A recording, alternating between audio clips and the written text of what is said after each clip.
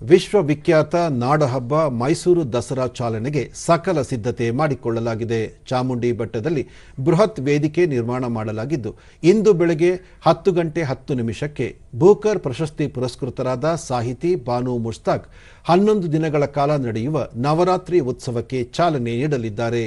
ಉದ್ಘಾಟನೆಯ ಬಳಿಕ ಅಂಬಾವಿಲಾಸ ಅರಮನೆಯಲ್ಲಿ ಖಾಸಗಿ ದರ್ಬಾರ್ ಆರಂಭವಾಗಲಿದೆ.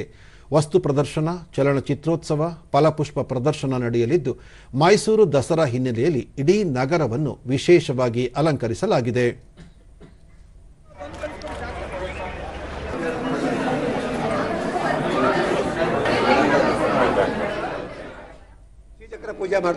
ದೂರದರ್ಶನದೊಂದಿಗೆ ಚಾಮುಂಡೇಶ್ವರಿ ದೇವಸ್ಥಾನದ ಪ್ರಧಾನ ಅರ್ಚಕ ಶಶಿಧರ್ ದೀಕ್ಷಿತ್ ನವರಾತ್ರಿಯ ಹಿನ್ನೆಲೆಯಲ್ಲಿ ವಿಶೇಷ ಪೂಜೆಗಳನ್ನು ಹಮ್ಮಿಕೊಳ್ಳಲಾಗಿದೆ.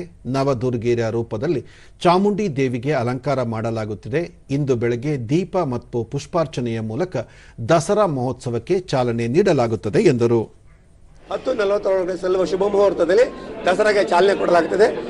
ತಾಯಿ ಪೂಜೆ ಮಾಡುವ ಮುಖಾಂತರ, ದೀಪ ಬೆಳಗಿಸುವ ಮುಖಾಂತರ, ಪುಷ್ಪಾರ್ಚನೆ ಮಾಡುವ ಮುಖಾಂತರವಾಗಿ ದಸರಾ ಚಾಲನೆ ಇರತಕ್ಕಂಥದ್ದು ಇಲ್ಲೇ ಬಂದಿರತಕ್ಕಂಥ ಪದ್ಧತಿ ಆಗಿರತಕ್ಕಂಥದ್ದು.